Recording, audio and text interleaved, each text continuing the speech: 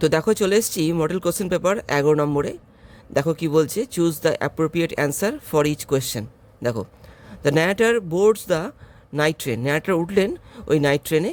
What can be inferred about his emotion, মানে night ট্রেনে উঠে লেখকের বা যে ন্যারেটারের কেমন মনে হয়েছিল, মানে কেমন বোধ হয়েছিল। দেখো, he felt relieved to leave Deoli, তার স্বস্তি বোধ হয়েছিল যখন তিনি দেওলি ত্যাগ করছিলেন। হি ফেল্ট রিগ্রেট, তার দুঃখ লাগছিল ফর লিভিং দ্য গার্ল, যে তিনি মেয়েটিকে ছেড়ে চলে যাচ্ছেন। হি ফেল্ট অ্যাংসাস, তার উৎকণ্ঠা বোধ হচ্ছিল অ্যাবাউট হিজ ডেস্টিনেশন, তার গন্তব্য নিয়ে। He felt peaceful and content, তার শান্তি এবং কি সন্তুষ্টি বোধ হচ্ছিল না। এই দেখো বিয়েরটা কিন্তু, he felt regret for living the girl, মানে তিনি যে চলে যাচ্ছেন দেউলি থেকে এবং তার ফলে যে তিনি মেয়েটিকে হারিয়ে ফেলছেন, তার সঙ্গে মেয়েটির দেখা হবে না, এটা অনুভব করে তার কিন্তু খারাপ লাগছিল। হি ফেল্ট রিগ্রেট, রিগ্রেট কথাটা মানে হচ্ছে অনুতাপ করা, হ্যাঁ, কষ্ট বোধ হওয়া বা দুঃখ বোধ হওয়া, ঠিক আছে। তো regret, he felt regret for living the girl, তার মধ্যে অনুতাপ বোধ হচ্ছিল বা তিনি কষ্ট পাচ্ছিলেন যে তাকে ওই মেয়েটিকে ছাড়তে হবে। তো একের এখানে বি হচ্ছে কিন্তু। দেখো 2 আসছি। দেখো ম্যাচ করতে বলছে কলাম এ কলাম বি। দেখো, দ্য প্রোটাগনিস্ট মানে হচ্ছে মূল চরিত্র, দ্য ফ্লাওয়ার সেলার মানে হচ্ছে ফুল বিক্রেতা, the vendor the station master. আচ্ছা, সেলস ফ্লাওয়ার্স অ্যান্ড সুইটস, দেখো এই যে দ্য ফ্লাওয়ার সেলার কিন্তু এখানে, ঠিক আছে, এটা কিন্তু 2 নম্বর হবে। দেখো বিতে কি বলছে, ইয়ং ট্রাভেলার অবজারভেন্ট, এটা দেখো হবে এই যে দ্য প্রোটাগনিস্ট, যিনি এখানে ন্যারেটার, এটা কিন্তু 1 নম্বর হবে। দেখো দ্য ভেন্ডর, এই দেখো যে সেলস টি অ্যান্ড স্ন্যাক্স, মানে চা বিস্কুট এই জাতীয় জিনিসপত্র বিক্রি করে, 3 নম্বরটা এটা। দেখো 4 কি বলছে, দ্য স্টেশন মাস্টার, এই যে রেসপন্সিবল ফর ট্রেন অপারেশনস, এটা কিন্তু। তাহলে দেখো একেরটা হচ্ছে, দেখো এখানে এই যে বিয়েরটা, 1 বি কিন্তু, দ্য ফ্লাওয়ার সেলার কিন্তু এখানে হবে এটা BA, BA DC, BA DC কিন্তু, দেখি এই যে সি এটা দেখো বিএ ডিসি, এটা কিন্তু ঠিক আছে, বিএ ডিসি, এটা কিন্তু ম্যাচ হলো, বিএ ডিসি সি, এটা 2 সি কিন্তু।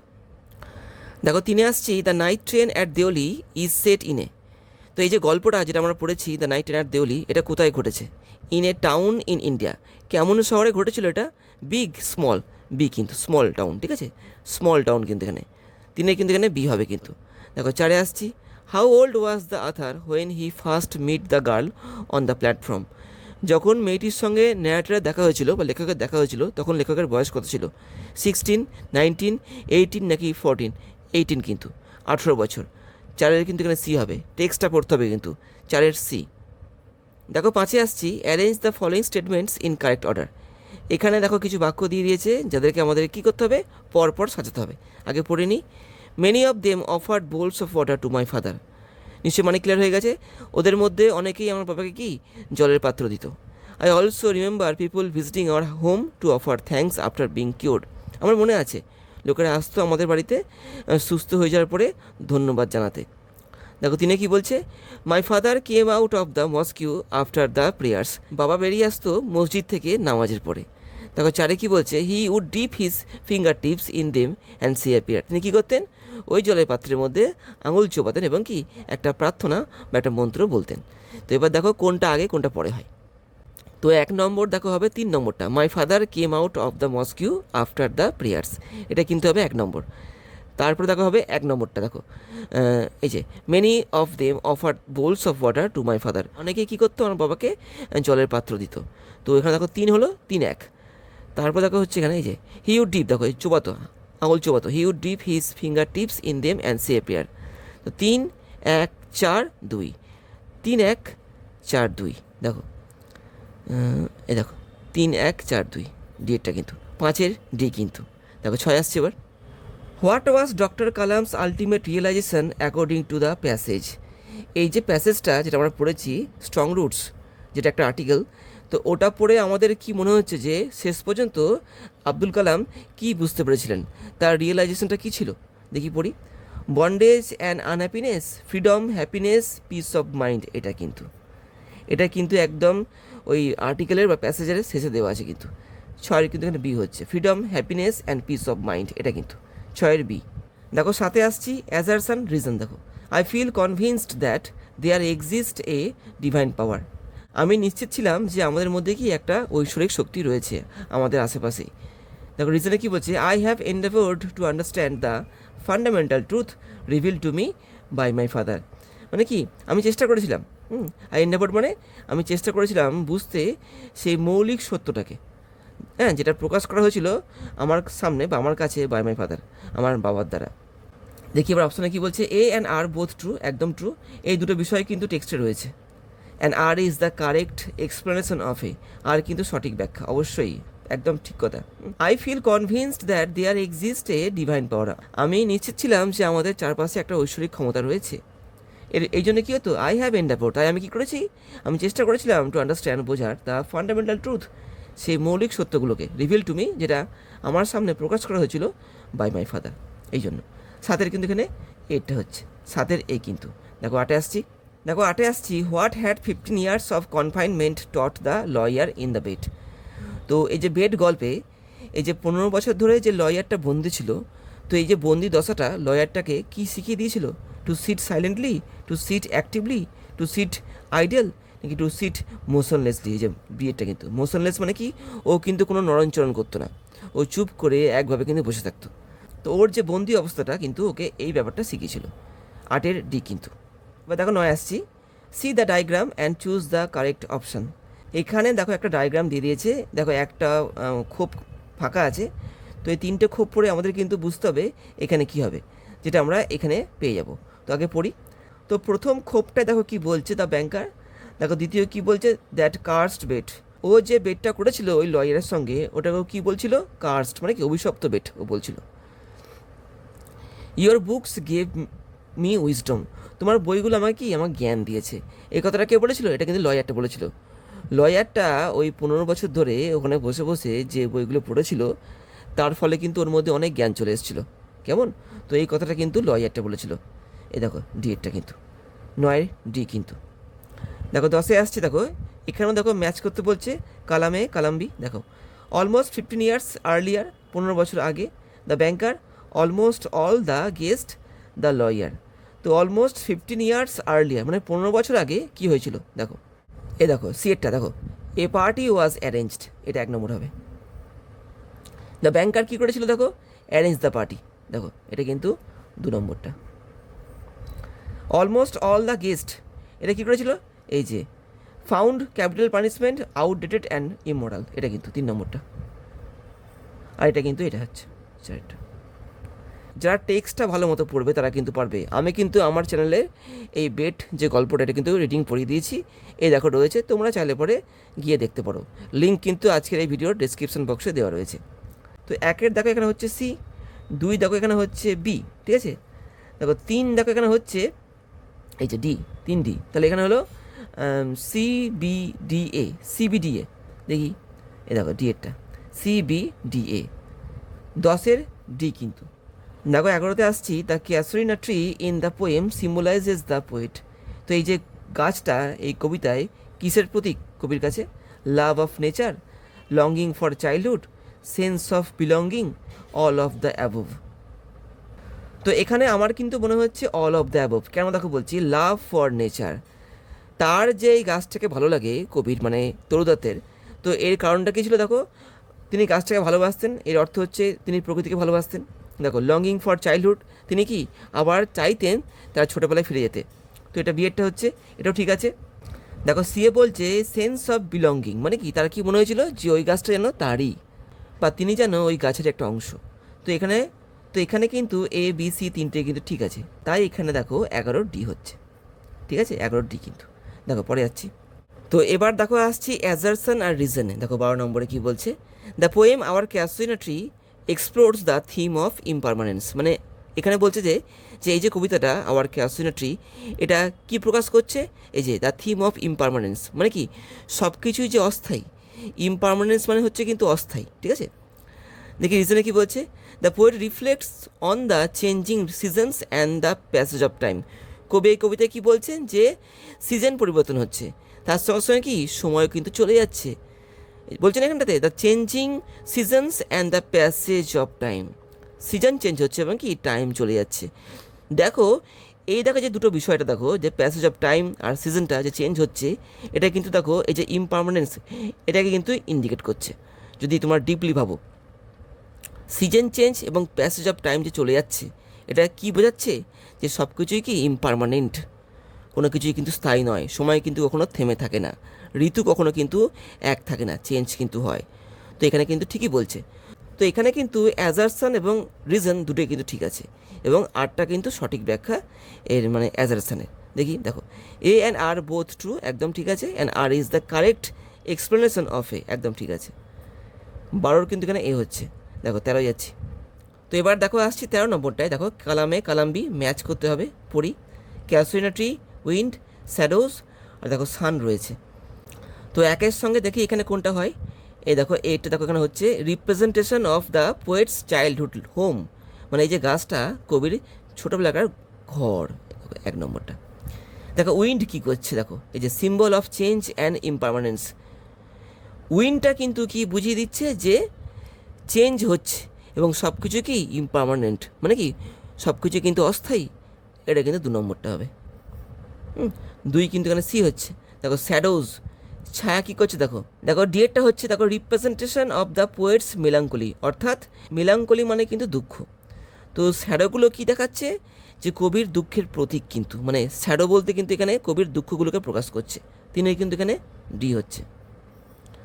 আর দেখো সূর্য, দেখো কী করছে, এই যে symbol of life and Vitality, এটা জীবন এবং মানে প্রাণের প্রতীক। তো 1 হচ্ছে, দেখো এ, 1 এ, 2 দেখো এখানে হচ্ছে সি, 3 দেখো এখানে হচ্ছে D.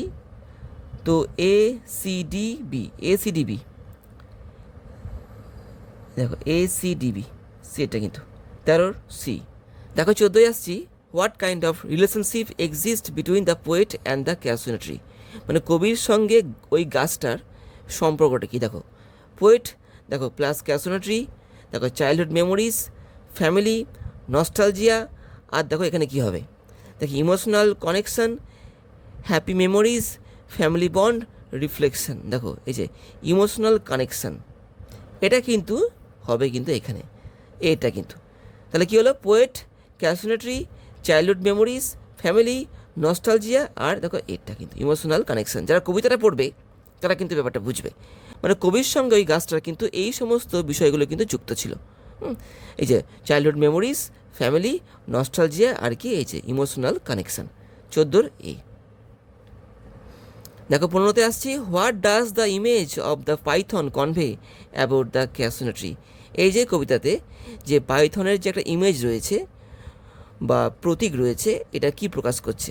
It's beauty and majesty, its danger and ferocity, its strength and protection. হ্যাঁ, এটা কিন্তু স্ট্রেংথ আর কিন্তু প্রোটেকশন, মানে ওই যে লতানে গাছটা জড়িয়ে রয়েছে ক্যাসুইনা ট্রির গায়ের চারদিকে, এটা কিসের প্রকাশ করছে? এটা কিন্তু স্ট্রেংথ আর প্রোটেকশন, এই দুটোকে কিন্তু তুলে ধরছে বা প্রকাশ করছে।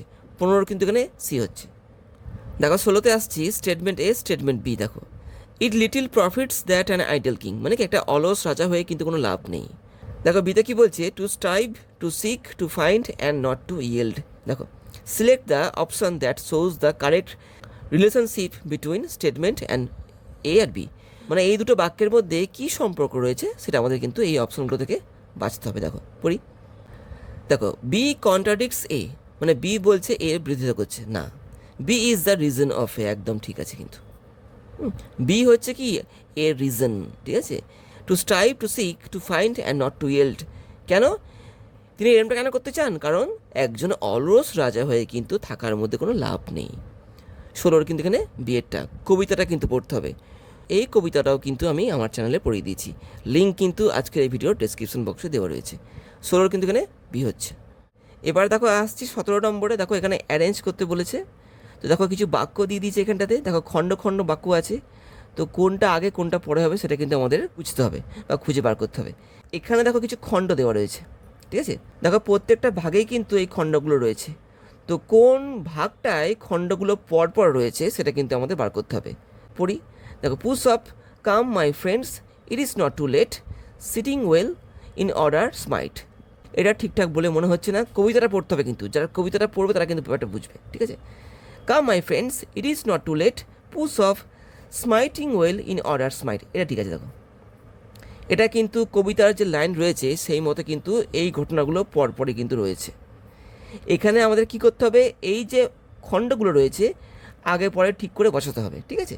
তো আমার মনে হচ্ছে দুয়েরটাই কিন্তু এই যে খণ্ডগুলো পরপর রয়েছে, মানে ঘটনা ওয়াইজ রয়েছে। It is not too late, sitting well, না এটা হলো না। Sitting well in orders might, না এটা না, এটা কিন্তু, এটা না, এটা কিন্তু 17 কিন্তু এখানে 2 হচ্ছে, অর্থাৎ দেখো বিয়েরটা। দেখো 18 নম্বরে আসছি।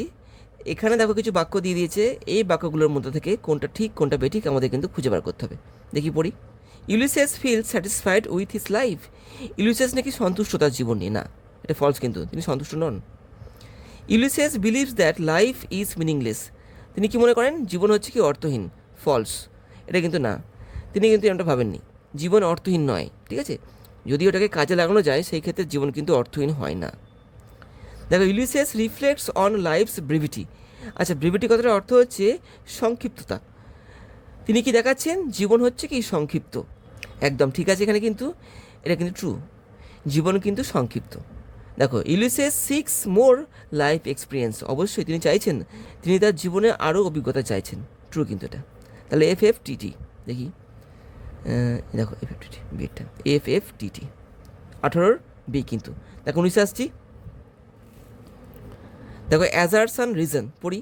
Ulysses journey is metaphor for the human search for identity, মানে ইউলিসেস যেমন তার যাত্রায় জ্ঞান খুঁজছেন, মানুষও কিন্তু কি এভাবে কি তার পরিচয়কে খুঁজে বেড়ায়।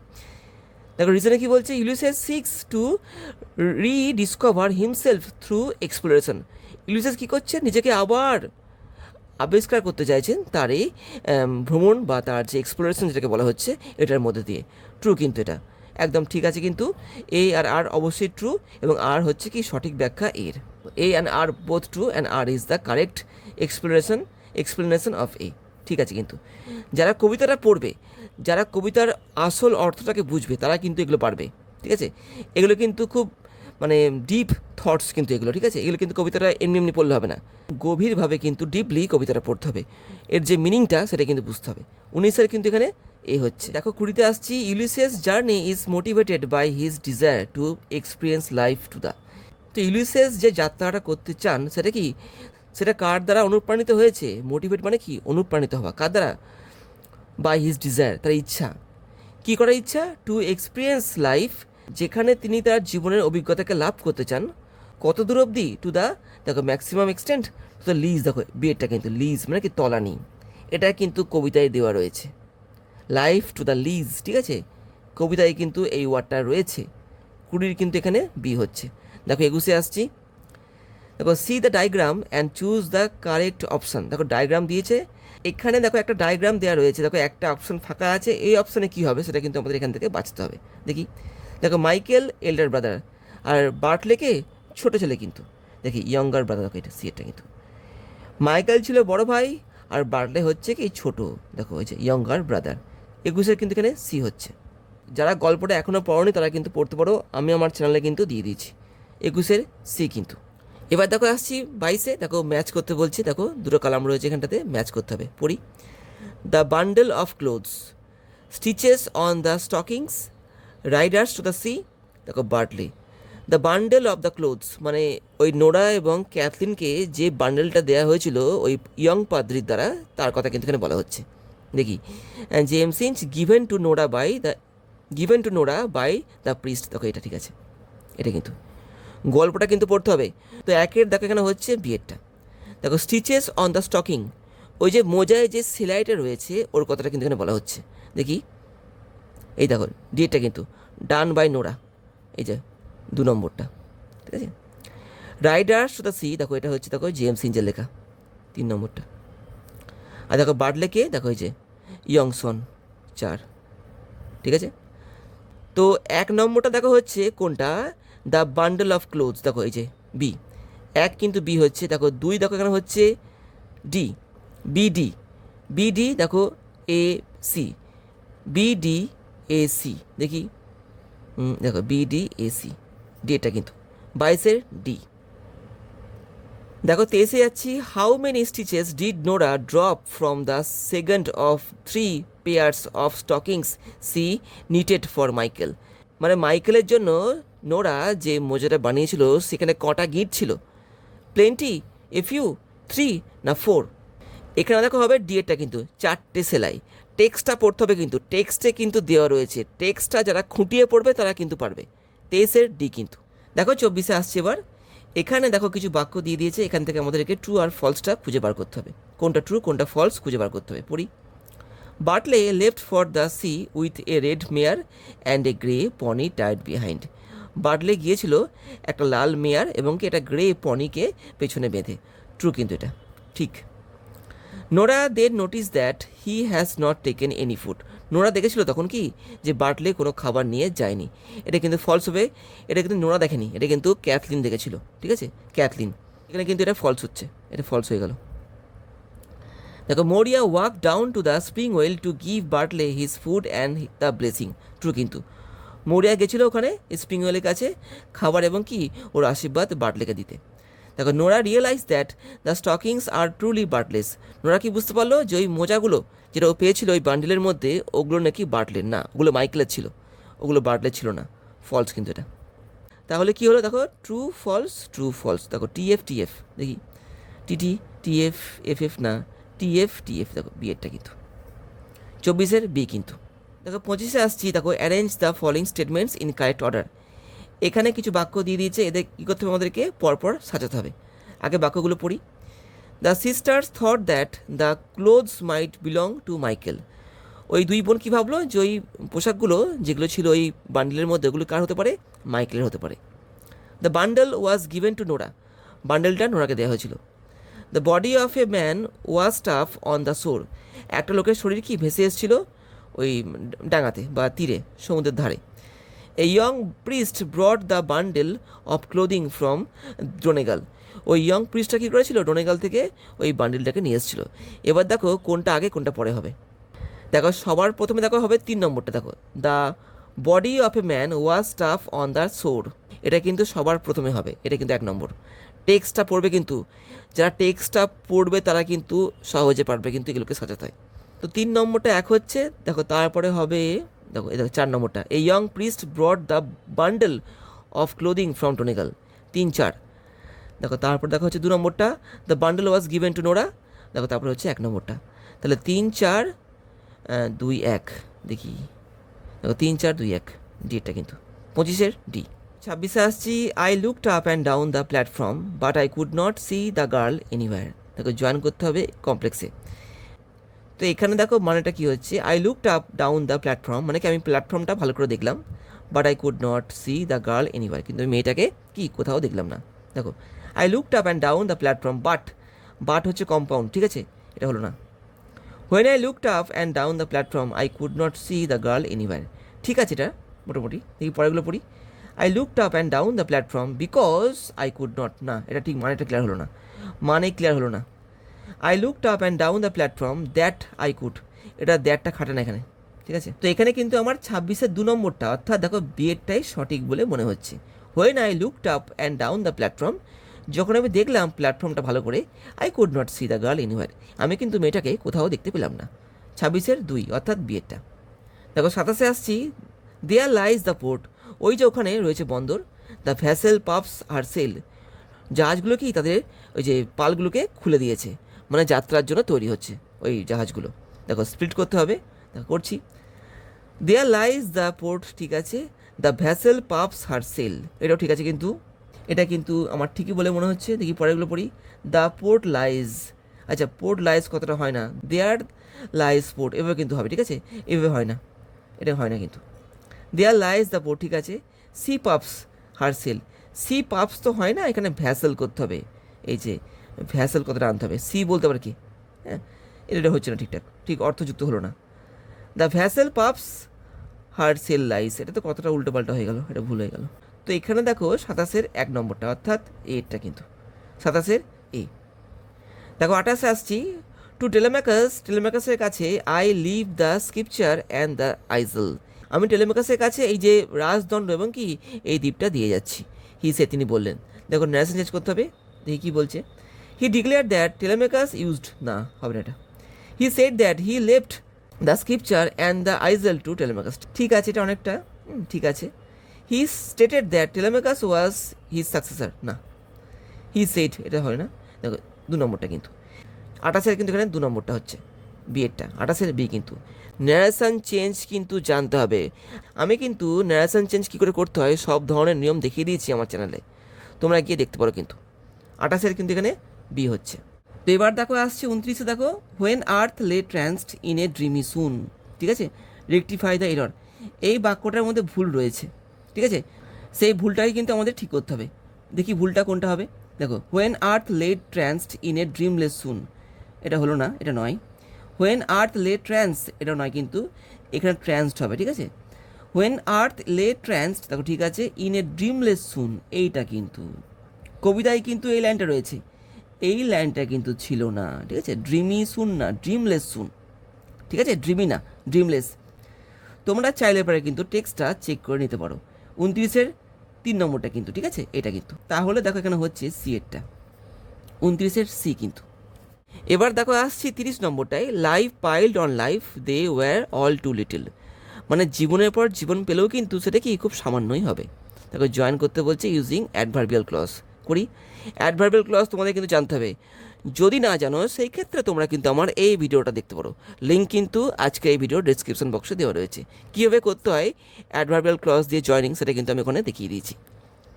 While life piled on life, আচ্ছা হোয়াইলটা কিন্তু এভাবে ইউজ করা যায় না, এটা ভুল রয়েছে।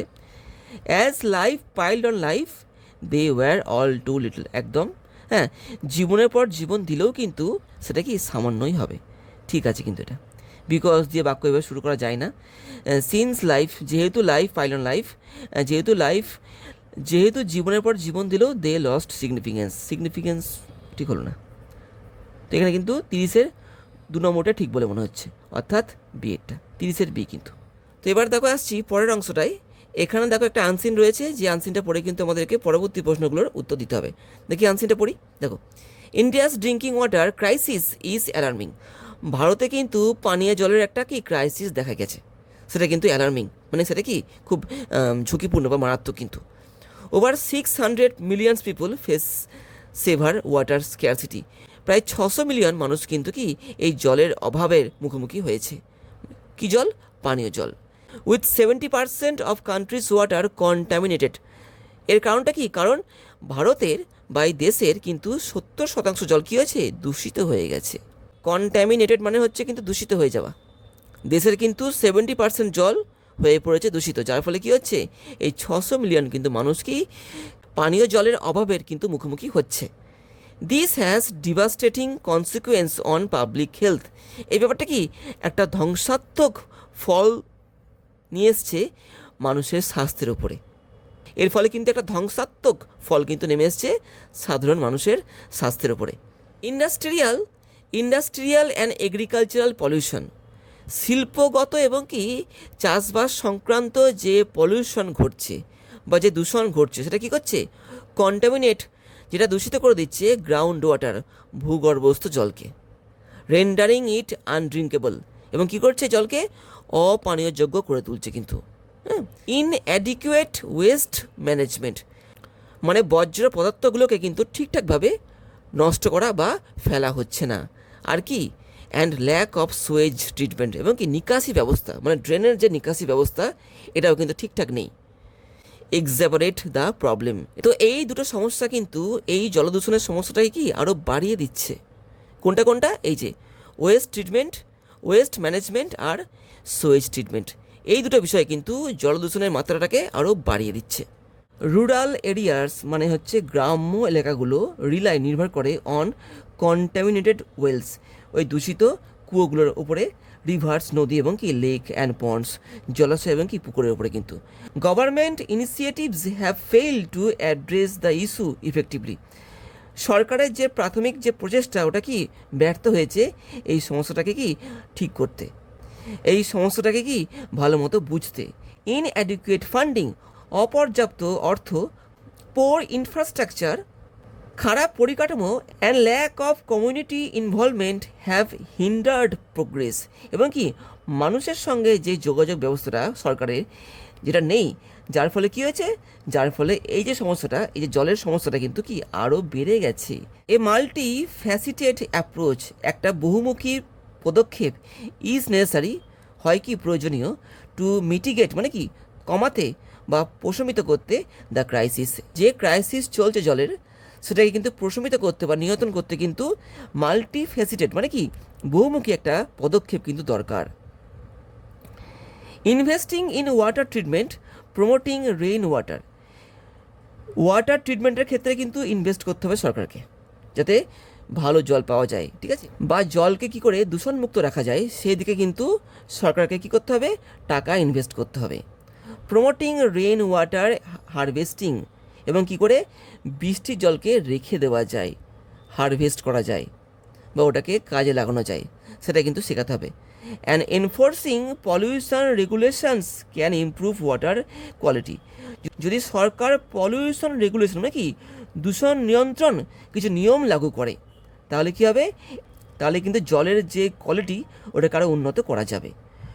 কমিউনিটি লেড ইনিশিয়েটিভস, মানে সবাই যদি একত্রিত হয়ে যদি এই পদক্ষেপটা নেয়, ক্যান এনশিওর, সেটা কি করতে পারে, সেটা কিন্তু এনশিওর করতে পারে, নিশ্চিত করতে পারে ইকুইটেবল অ্যাক্সেস মানে কি একটা ন্যায়সঙ্গত প্রবেশ টু ক্লিন ড্রিঙ্কিং ওয়াটার।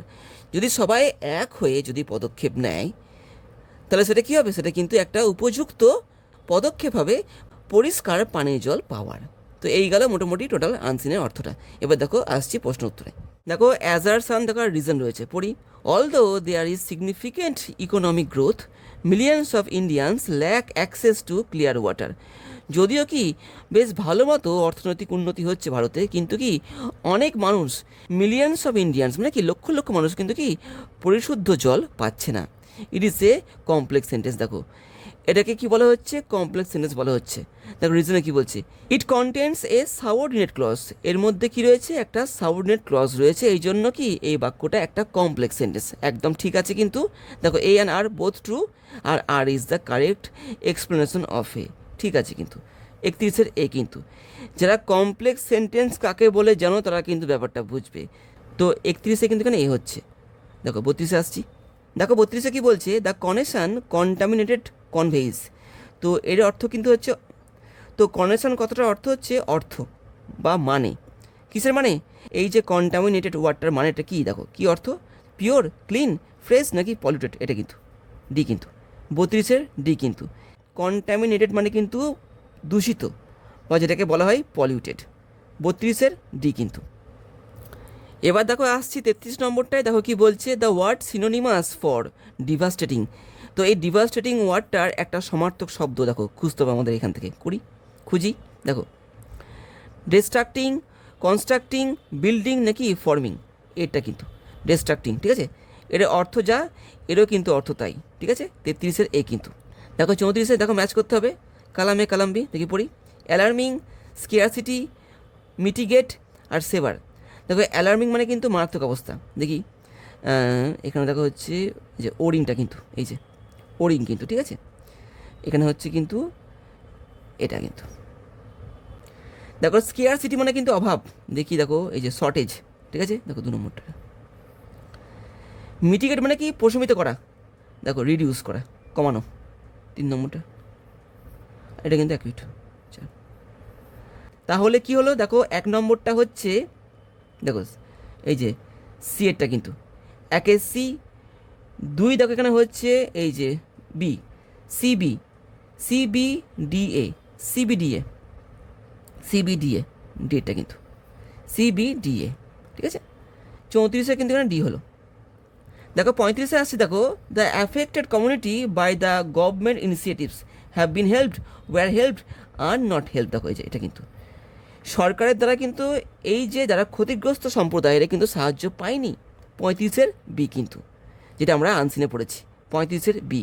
দেখো 36-এ কী বলছে, what is the inferred outcome of the initiative, এই যে পদক্ষেপটা নেওয়া হচ্ছে এখান থেকে কি অনুমান করা হচ্ছে, কি পাওয়া যাবে, দেখো increased disease risk, reduce disease risk, improved village infrastructure নাকি ইনক্রিজড ভিলেজ পলিউশন। এখানে দেখো হবে, দেখো বিয়েটা রিডিউস ডিজিজ রিস্ক, এর ফলে কী হবে, মানুষের মধ্যে যে রোগের যে সম্ভাবনাটা ওটা কিন্তু কমবে, ঠিক আছে। 36-এর বি কিন্তু। দেখো 37-এ আসছি, what can ensure equitable access to clean drinking water, কোন ব্যাপারটা একটা ইকুইটেবল অ্যাক্সেস দেবে পরিশুদ্ধ পানীয় জলের ক্ষেত্রে, দেখো public private partnership, international aid, government initiatives নাকি কমিউনিটি লেড ইনিশিয়েটিভস, এটা কিন্তু আনসিনে রয়েছে, একদম শেষের দিকে কিন্তু এটা বলা হয়েছে কমিউনিটি লেড ইনিশিয়েটিভস, ঠিক আছে, এটা কিন্তু আনসিনের একদম শেষে বলা হয়েছে। 37-এর ডি কিন্তু। দেখো 38-এ আসছি, what can be inferred as the main source of water pollution in India, কোন বিষয়টাকে মূল কারণ বলা হচ্ছে বা মূল কারণ বলে অনুমান করা হচ্ছে এই জলদূষণের ক্ষেত্রে ভারতে। দেখি, industrial and domestic wastage, agricultural run of and industrial pollution, এটা কিন্তু রয়েছে আনসিনে। ন্যাচারাল ডিজাস্টার্স না, এটা না কিন্তু। আরবানাইজেশন অ্যান্ড ট্রান্সপোর্টেশন, এটা নয় কিন্তু, এটা কিন্তু বিএডটা হবে, ঠিক আছে। 38-এর বি কিন্তু।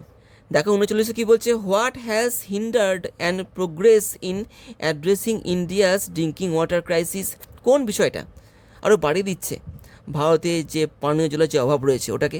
দেখি, inadequate funding, poor initiatives, lack of community involvement নাকি অল অফ দ্য অ্যাবভ কিন্তু। আনসিনটা পড়লে তোমরা বুঝবে যে এই তিনটেই কিন্তু কারণ। 39-এর ডি কিন্তু। দেখো 40-এ কী বলছে, what percentage of India's water is contaminated, মানে ভারতের কত শতাংশ জল নোংরা হয়ে গেছে, দূষিত হয়ে গেছে, অ্যাকর্ডিং টু দ্য প্যাসেজ, এই আনসিন অনুযায়ী 70% কিন্তু। সিটটা আনসিনে কিন্তু রয়েছে 70%। 40-এর সি কিন্তু। এই গেল। তো এইভাবে আমি তোমাদেরকে আজকের এই ভিডিওতে মডেল কোশ্চেন পেপার 11 নম্বরটা সম্পূর্ণ সলভ করে দেখিয়ে দিলাম। আশা করছি তোমাদের বুঝতে সুবিধা হয়েছে। যদি অসুবিধা হয় সেই ক্ষেত্রে তোমরা নিচে কমেন্ট বক্সে আমাকে কমেন্ট করে বলতে পারো। তো আজকে থাকছে এখানেই, আবার দেখা হবে পরের ভিডিওতে আরও একটা গুরুত্বপূর্ণ টপিকের সঙ্গে। ভালো থেকো, বাই।